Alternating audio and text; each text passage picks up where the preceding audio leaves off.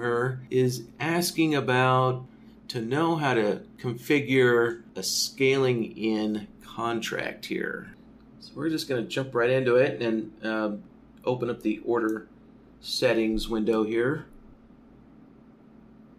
Let's see. So I do kind of have an example here of the setup, what needs to happen during the life of the trade before the scaling contract is added here. But before I get to that, let me set up a few things here. So we will be dealing with some bloodhound signals. So let me just load up the one I do for testing here. So let's see here, the crossover test 2. That'll work. And then I'm going to use this, let's see, where is it? It's price inflection with the MACD filter. There we go. So that just generates a lot of random signals. Okay, so we have some signals set up here. And then next, let's see, I guess I'll set up the first order.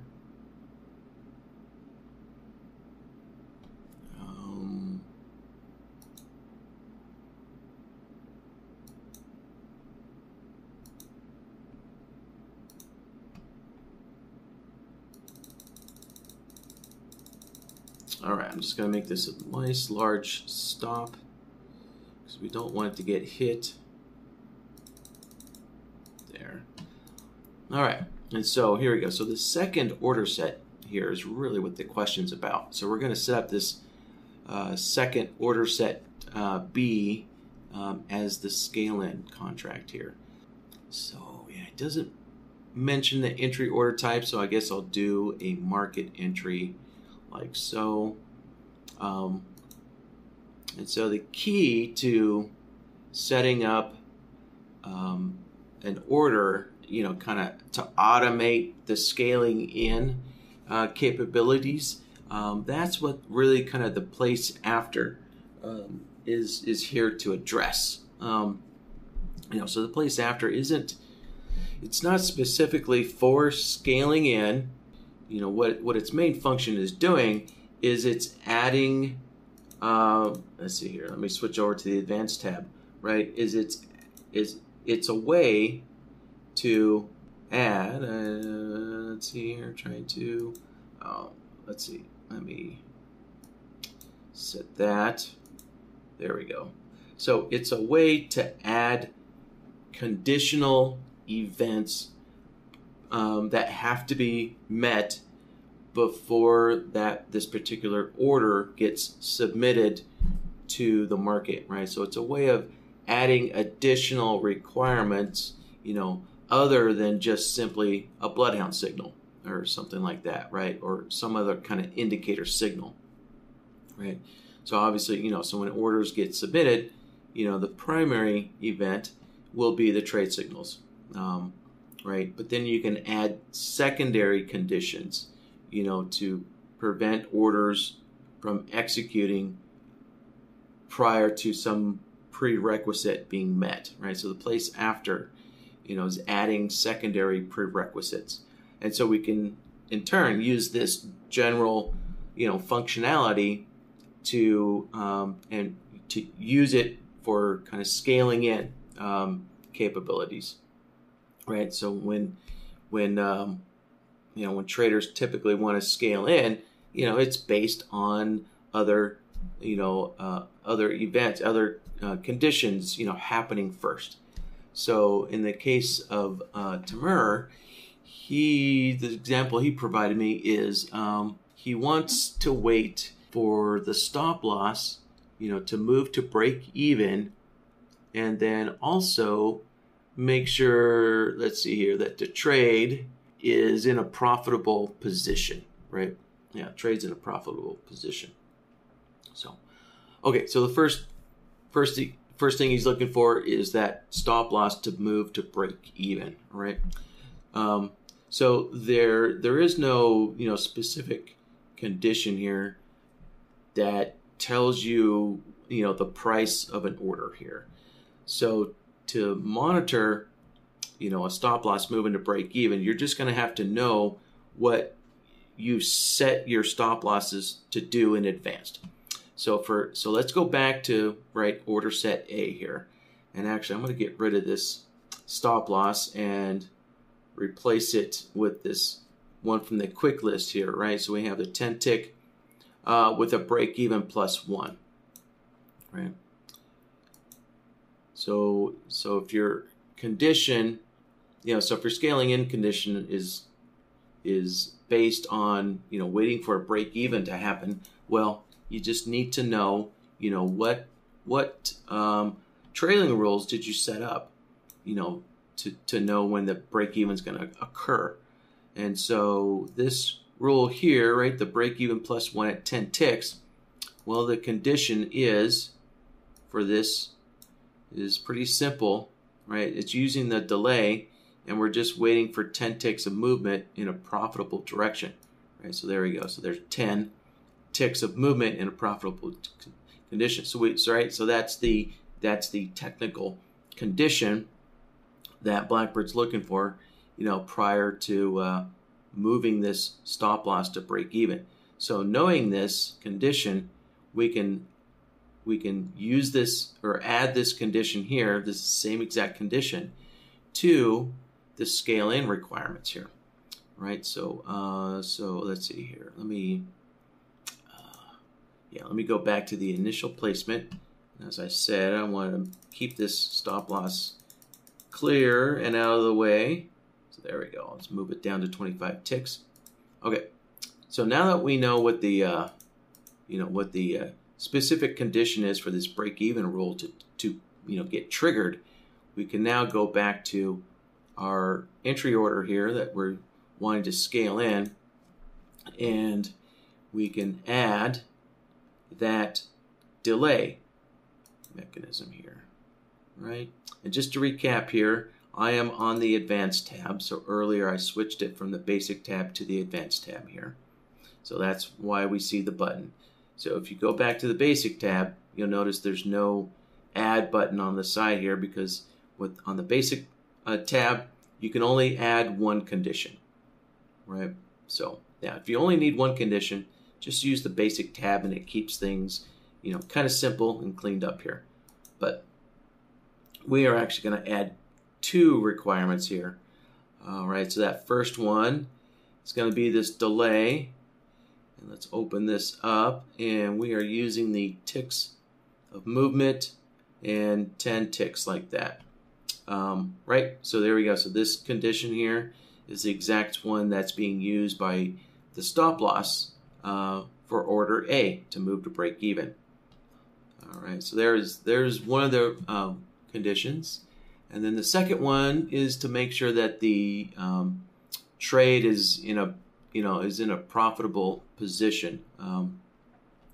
So let's then also go to the profit or loss. Right? Now there is a subtle difference here, right? We notice that we have a delay that's looking for 10 ticks of a profitable movement, right? So yeah, and then we also have the profit or loss. So the profit or loss kind of gives us a little more flexibility here, because it has a measurement unit, right? So we have currency, points, or ticks, or ATR here, right? So, but also the profit or loss, we'll check the current status. So whereas the delay is just looking for this 10 tick condition, to be triggered, even a wick, right? So for example, on the chart here, as price is coming down, right, this wick here could just hit that 10 tick, that 10 tick movement, in a profitable direction, right? Obviously, if we were in a short trade, it hit that 10 tick, and then that would fulfill the delays, trigger requirement here. So, whereas the profit or loss, it's going to be looking for the current status of our profit here. So I'm going to just simply switch this over to ticks, right? Ticks are going to be a little more universal, versus currency. If you're dealing with currency, like for example, someone might think, oh, well, I'll just look for $1 profit. Well, basically no, I don't think there's any instruments that where a tick equals $1 or less. I think let's see, there might be some instruments out there, I think a tick might equal $2.50 or something like that. So basically setting this to $1, let's see. Well, yeah, I guess actually that would work. Yeah, what am I thinking? Yeah, setting it to $1 minimum. That would work because, if we're at least in one tick of profit, then most instruments, are usually about $5 minimum per tick. The ES is $12.50. So so if our profit in currency of $1, in order to be greater than that, one tick on most instruments are going to be greater than that.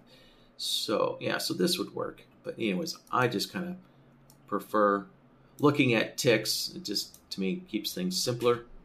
So there we go. So there's our one tick minimum profit as well. Right. So here's the two conditions, right? So we're using the delay, to check, the stop loss is break even condition. And then the second condition is to make sure that the trade, right, is still in a profitable position there. So then the final step, which I don't have the information to make this decision, but we need to decide here. Oops, let me open this back up here. So we need to decide, is there a specific order, in which this needs to occur? Like, for example, do you want the stop loss break even condition to happen first, and then, make sure that the trade, is in a profitable position? Now, of course, this logic here is actually kind of double-sided, because if you have a stop loss at break even, well, you must be in a profitable position, otherwise the market's going to close your trade out, right? So, but just kind of keeping with the example here, so when you're working with two conditions here, you need to decide, is there any specific order? Does the break even need to come first and then look for the profit, or can there just be profit and then look for the break even? Depending on what your conditions are, your requirements are, for scaling in, then you'll want to take a look at the mode and make sure you're using the mode, or have the mode set, to do exactly what you're wanting to do. So for example, if it doesn't matter what order these conditions happen, then I could just say, let's see, I can use all any order, right? So all any order means, the trade can go profitable first, by one tick, and then the break even can happen afterwards, right? But if I need the break even, right, event to happen first, and then look for a certain amount of profit. So let's kind of make this a little more reasonable here. Let's see. Actually, I'll go back to currency here. Let's just say we want $100 minimum there, like so. Open that back up. There we go. Yeah, so if we want $100 minimum, so if we want the break even to happen first, and then we want to wait for this $100 minimum, right? Then we could do in sequence, right? So we need both conditions, or all the conditions, but we want them to happen in a specific sequence. So that means, so now the delay, or the delay event, which again is kind of monitoring when stop loss A is going to go to break even, right? So the delay, since it's on top, it needs to happen first, and then the profit there needs to happen next, right? So yeah, and sometimes maybe you need events to all happen at the exact same time, right? So if you need the break even and the currency, to happen on the same bar, then you could use all or all simultaneously there. So choosing the right mode is usually pretty critical. I think most people, what's going to be used most of the time is just any, right? Which means any of these, whichever one of these conditions happens first, just any one, only one of them needs to occur, and then, and then the trigger, and then the requirements are met as soon as just one of them, one of these events occurs, or the other one's probably going to be all in any order. So if you want all these trigger events to happen, you need them all to happen, but they can happen in any order. All right, so yeah, really, that's it. Oh, let's see, one other thing to add here is if you do have a place after, sometimes, these trade conditions never get met, and so, you want to set up some way to determine when do you cancel the order, right? Because you don't want to leave this order in a pending state forever, right? So I think probably typically, if this would be a scale in, which in this example this is a scale in, then I think a typical condition, condition or requirement that most people would say, when to cancel this scale in is if our order set A gets filled here, right? So let's kind of go back and fill this out here. So let's make a profit target here. I'll just kind of set this up so it kind of matches the stop loss there, right? So order A, if we have a profit target and stop loss. So basically, if order A gets closed out, by either the profit target getting hit or that stop loss getting hit, right, then we definitely want to, cancel the scale in capability here. So, yeah. And, oh, shoot, yeah, there was one other thing here.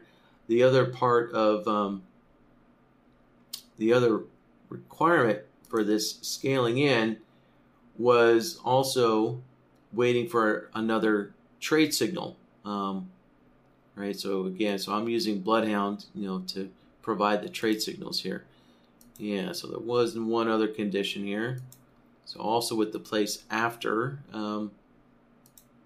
condition, I need to add a trade signal there. So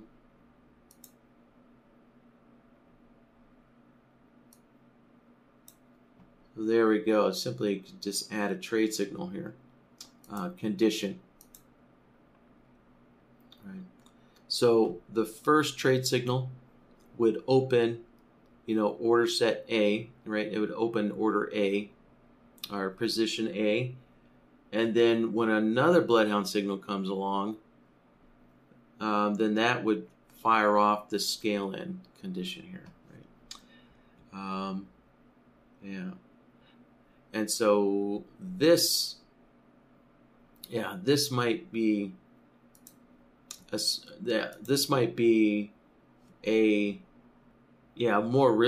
would be probably a more realistic setup of requiring the all in sequence. I think this is more of a typical situation where, we'd want the break even to happen first, right? And then check for a certain amount of profit after that break even. And then after that, look for the Bloodhound signal in this specific order here. Yeah, so there you go. So that might be a better yeah, this is, I guess, a more realistic situation here of requiring all in sequence. So, but then again, you never know. Traders come up with all kinds of ideas, so maybe just in any order might, suit your needs as well. So, all right, okay, yeah, there we go. So there's the completed picture there for Tamir. Let's see what. Oh, right. I was getting around to configuring the cancel after as well, right? So if if these scale-in conditions don't get met, then if order A gets filled, then most likely you'll probably want to cancel this scale-in here. So let's go into the cancel after, right? And let's go into the advanced tab on this one, and I'm going to delete the delay. So I don't need this delay here. So let's hit the cancel button there, and what I do want is order status changed here. The order status changed. And what do we want to monitor? Well, we want to monitor, right, order A. So let's monitor that stop loss, right? So if that stop loss gets filled, so here, I'll set this to any filled, just in case you want to up the number of contracts here. If any number of the stops get filled, so that would be one of the checks to make sure that order A, right, was flat. And then the other one, we're going to do another order status changed. Here, a second one. Oops. And then monitor the profit target, right? And check to see if the profit target gets filled. So there we go. So we have two order status changed events here. So yeah, I wish we could open both of these at the same time, but we can't. But one of them is going to monitor the profit target, right, for A, and the other one's going to monitor the stop loss for A, right? And so we know that if one of those gets filled, then then our position A, right, it has been flattened, and then at that point, well, right, most people probably aren't going to want to scale in with this second contract anymore. Let's play around with this, and I'm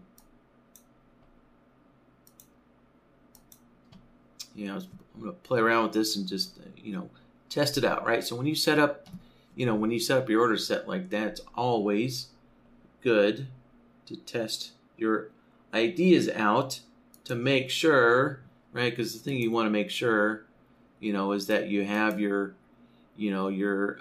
place after, make sure that you have all these trigger conditions, set up correctly, and also, test out your cancel things as well. Make sure everything is, working correctly, and so you can just use the the simulated data feed to kind of test your settings out to make sure, right, that things are gonna work as you kind of expect them to do. So it's definitely a lot quicker to use the simulated data feed versus waiting for the randomness of the market to test everything for you. All right, let's see. I had bloodhound signals. Let me open this back up, right? I've got bloodhound signals in here. So in order to get my bloodhound signals on the chart, just simply reload the chart. And of course, make sure BlackBird does not have a position open when you do this. All right, there we go. And sometimes you'll see bloodhound will be on the price panel. So we can see down here at 0, this is where bloodhound is, right? Bloodhound equals a value of 0 to 1, so it's going to be down here at the bottom of the chart. All you got to do is simply click on it, and then drag it down until you see that blue highlight line. Right? When you see that blue line, you can let go, and that will move Bloodhound to its own subpanel there. All right, and let's put it on the signals. There we go. All right, so there's the signals. So let me move the market up, and I'll generate a short signal. And also, I want to get the order monitor panel open.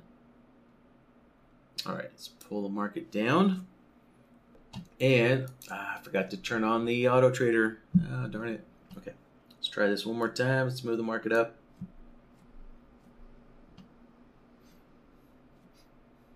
All right, pull the market down.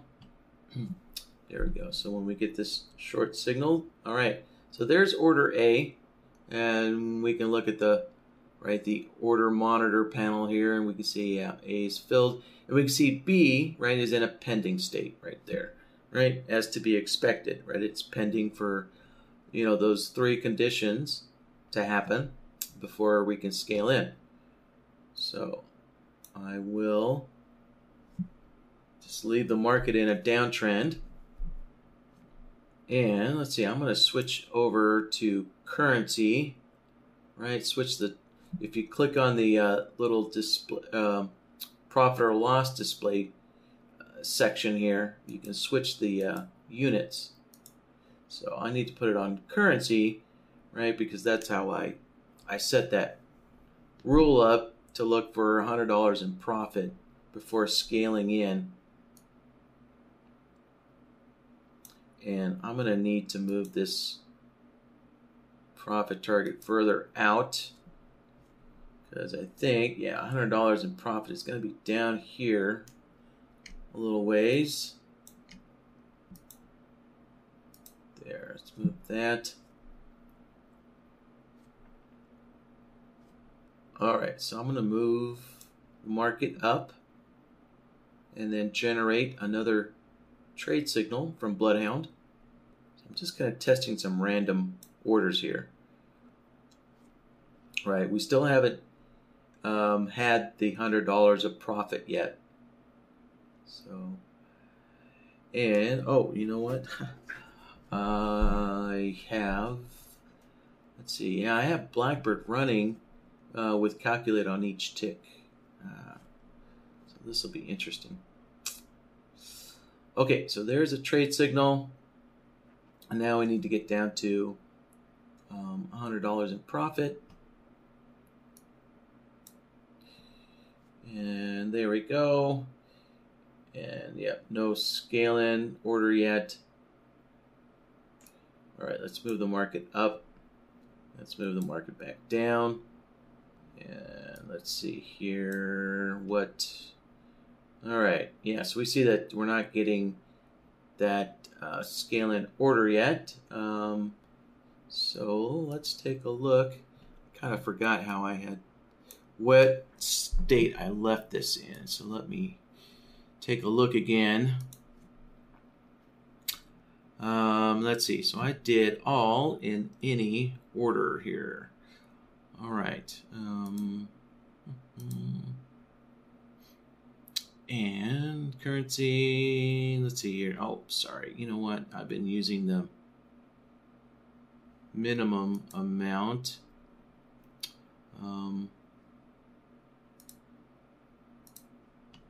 Sorry, let's set this to maximum amount. There we go. Yeah, this time actually, I'm going to just set it to $50 there. And I notice these are always going in negative values here. Oh, all right. No wonder I left the mode on loss. Sorry, we wanted profit. Okay. Easy oversight there. There we go. Okay, there's our $100. Okay, so yeah, so I was looking for a loss. I had the profit or loss set to a loss. So of course, you know, we would never get our scale in. So there we go. So we did a little test there, and so yeah, basically no scaling happened due to the little due to forgetting to set the mode to profit there. So all right, so now we have this adjusted. There, let's take a look now. All right, so let's close this all out, and also let me change the calculate mode for BlackBird here. So last week, apparently, we were doing some, apparently last week I was answering a question where calculate, it was set on price change. There we go. So let me put it back to bar close. Okay, and then enable it again there.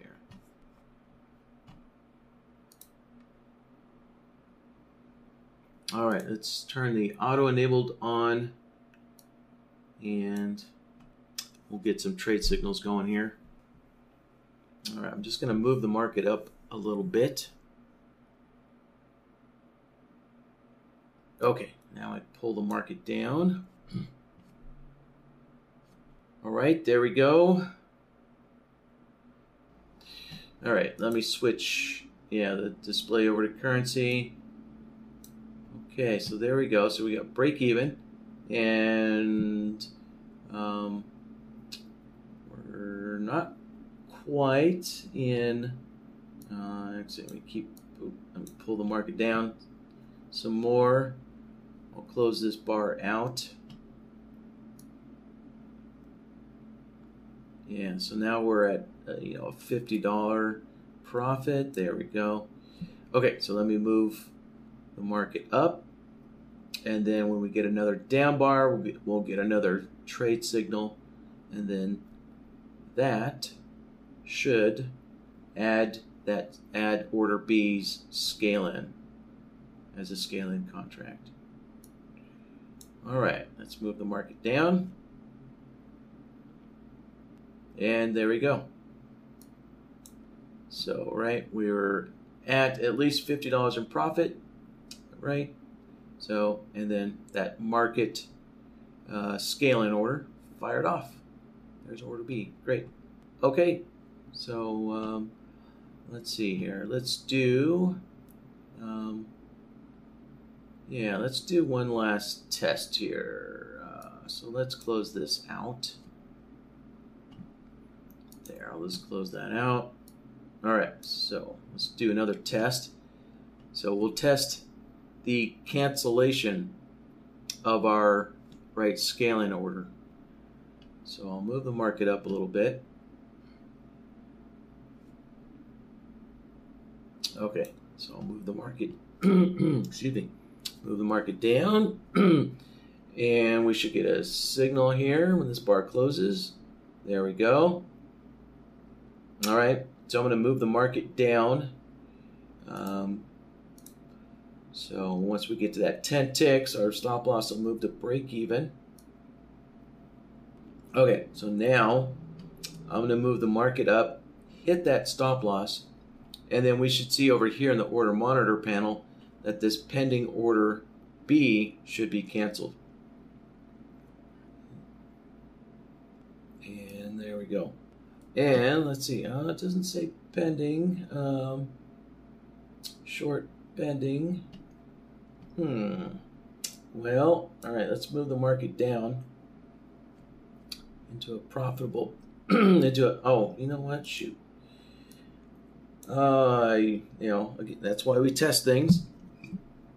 So, actually, hold on, I'm gonna, keep the market in a slight downtrend here and see if that order B still gets submitted.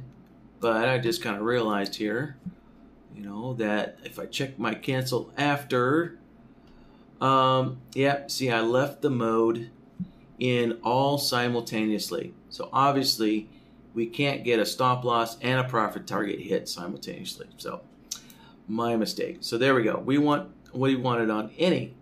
We want the mode left to any. So either if the stop loss gets hit or if the profit target gets hit, if any of those occur, then that's our cancellation requirement. So there we go. Okay, and there we go. So right, contract B, our scale-in did actually scale in, yeah, due to my little mistake there. All right, so there you go. It just kind of proves why we should test things first. All right, so let's move that market back up, and we'll test this again. Okay, as soon as this next bar closes up, we'll pull the market down. Okay, there we go. All right, short.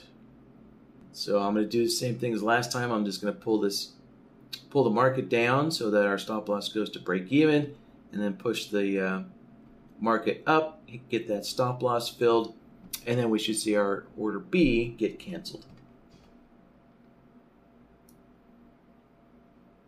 There we go. All right, so now I can move the market up.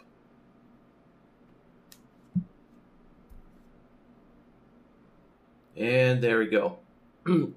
Order B is canceled. And we can see on the info panel we are flat here. We are flat. So perfect. That's exactly what we wanted to see.